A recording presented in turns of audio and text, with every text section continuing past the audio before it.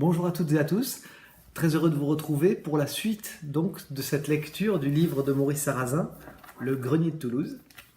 Alors comme vous le savez, ce livre alterne des chapitres sur l'histoire du grenier, sa création, les tournées, les anecdotes et l'histoire glorieuse des 40 premières années du grenier de Toulouse. Et chaque chapitre est suivi d'un chapitre plus théorique sur l'art de l'acteur. Et plus exactement, en fait, c'est une sorte de journal de bord de cours que Maurice a donné à Paris, dans son école, dans les années 80. Donc aujourd'hui, je me propose de vous initier, donc, comme si vous étiez au premier jour de ce stage, comme si vous étiez des stagiaires de Maurice Sarrazin. Maurice est dans la salle, en attendant ses élèves.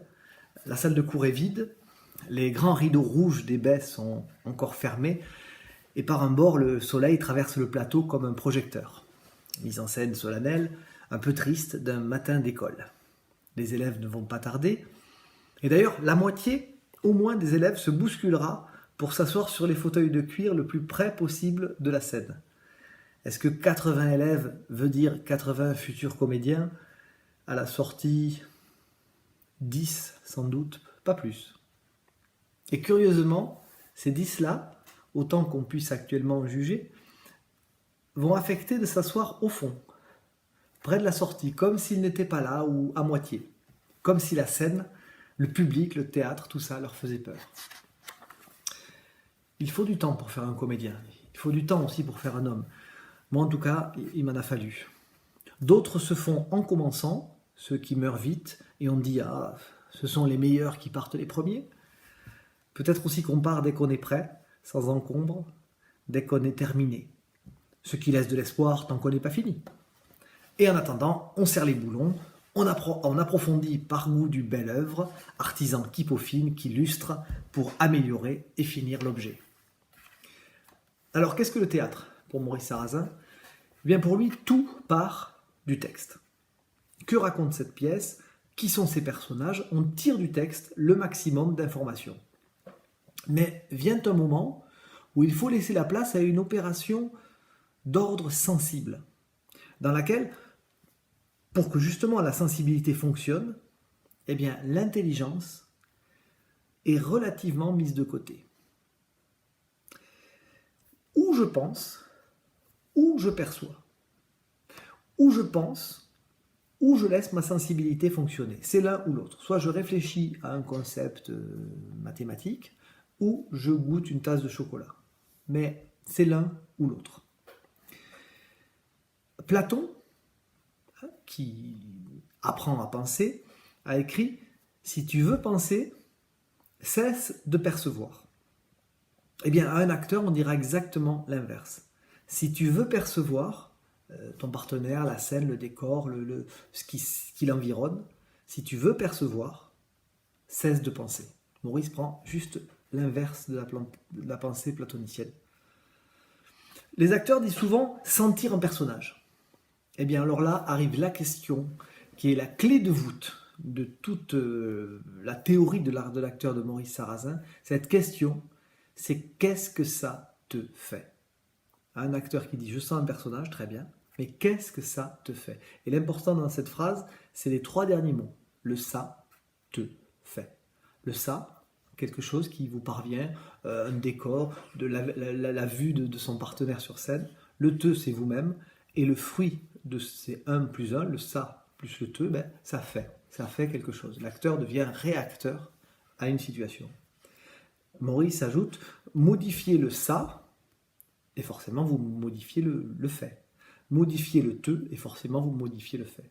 Autrement dit, chaque acteur est unique, chaque perception est unique, et c'est la somme, ou en tout cas la multiplication, le rapport entre le ça et le te, qui engendre un fait, une réaction sur scène, une réaction scénique et peut-être même l'art dramatique. Quand on ne sent plus rien, justement, quand il n'y a pas de ça qui te modifie, quand on ne sent plus rien, qu'on explique le texte, et bien là, c'est la catastrophe. Parce que là, on explique quelque chose, c'est-à-dire qu'on essaie de montrer au spectateur qu'on comprend ce qu'on joue au lieu de le vivre. Et là, c'est mortel. Quel est le ça qui pourrait faire quelque chose? Comment sauver un acteur qui se met à expliquer un texte et non plus à le vivre? À partir du moment où vous vivez, qu'un ça vous fait quelque chose, eh bien, il y a quelque chose qui se déclenche chez le comédien, c'est ce qu'on appelle le sentiment.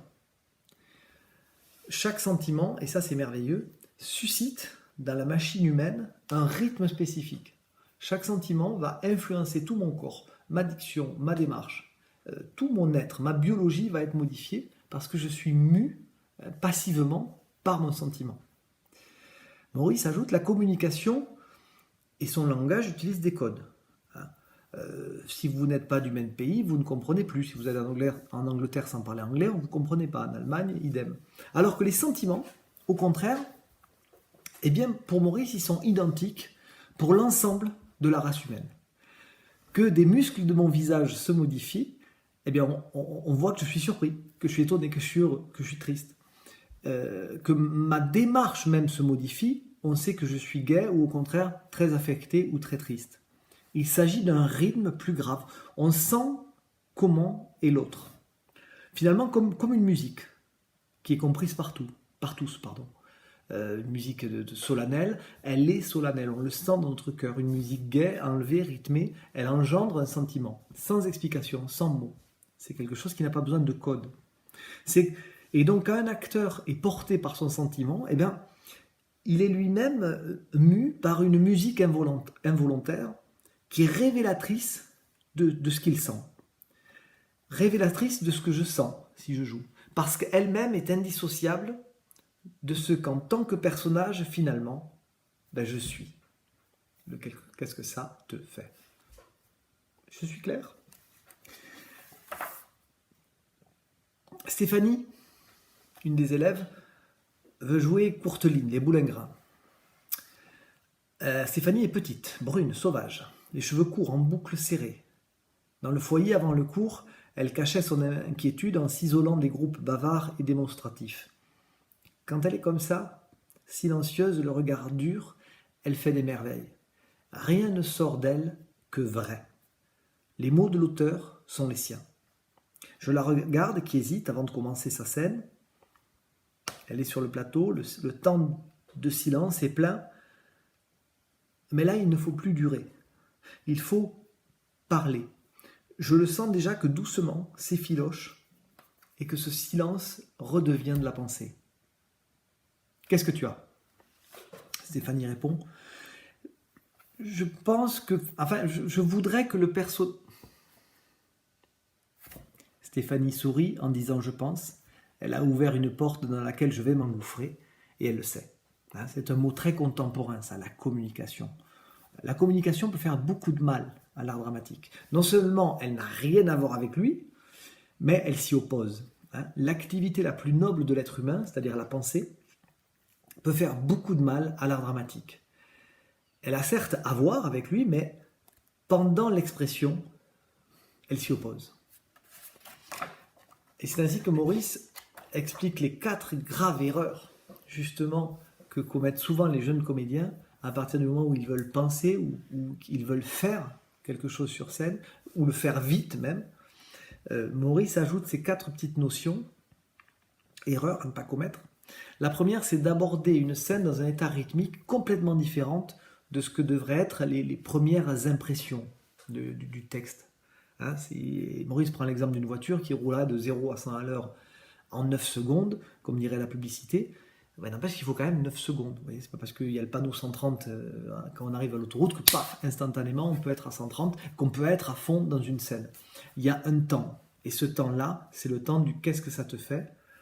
Et c'est bien pour ça qu'il en faut un petit peu de temps. Il prend un deuxième exemple, c'est celui le joueur de tennis qui ne se livre-t-il pas à une danse au moment du service de l'autre. Il ne peut pas courir à gauche ou à droite à partir de l'immobilité. Il met en route la machine pour être prêt à réagir. Et le comédien, c'est la même chose. Un des grands phrases de Maurice, il disait souvent « échangerait cerveau en excellent état contre jambes capables d'exprimer un sentiment ». C'est-à-dire c'est vraiment les jambes qui font que on arrive sur scène. Deuxième grave erreur, il dit je sais comment vous travaillez une scène. Dans la marge, vous marquez les sentiments. Ah ça oui, parce que vous pensez que pour jouer une scène, Jouer une scène, ça serait montrer le maximum de sentiments dans le minimum de temps. Ligne 1, elle rit. Ligne 3, elle est au désespoir. Bigre. L'esprit est vif, certes, les sentiments sont lents. Troisième chose. Souvent, les comédiens adorent les sentiments complexes au théâtre. Le comédien va dire, à la fois elle est heureuse parce qu'elle va retrouver son fiancé, mais d'un autre côté, elle sait que son fiancé l'a trompée avec une autre femme. Alors voilà, Maurice est catégorique là-dessus, il dit, je vais vous surprendre, les sentiments complexes, ça n'existe pas. N'ayez pas peur de le noter, dit-il, nous en reparlerons. On n'a que des sentiments, non pas complexes, mais que des sentiments précis. Comme il n'y a en musique que des notes et des rythmes précis. Dernière chose, le fameux... Alors, ce que je ressens d'abord, c'est ça, mais en fait, je voudrais peut-être un peu le cacher pour permettre ensuite au salon. Non, impossible aussi. Comme si toute la finesse de notre art résidait là, à cacher quelque chose qu'on ressentirait, alors que c'est déjà tellement difficile de ressentir pleinement quelque chose. Il dit, je vais vous décevoir, mais nous vivons physiologiquement, ce qui veut dire que nous fonctionnons inévitablement. Or, il se trouve que le sentiment, qui est donc ce rythme qui est dans nos jambes, nos reins, nos épaules, notre nuque, enfin là où il se trouve, ce rythme qui scande le texte, bref, tout ce qu'on est obligé d'appeler au théâtre finalement une danse et un chant, eh bien ce sentiment, il ne peut pas être caché. Un sentiment ne peut dire que le sentiment qu'il est. Heureuse nouvelle, parce que c'est lui qui fonde l'art dramatique. Un sentiment, on le livre, on s'en délivre et on le donne. Et pour finir, il dit, me vient toujours à ce propos la réplique de Tartuffe, cacher ce sein que je ne saurais voir. Petit a, pour cacher un sein, encore faut-il l'avoir. Petit 2, et si vous cherchez trop à le cacher, on ne voit plus que lui. Merci, à très bientôt pour la suite.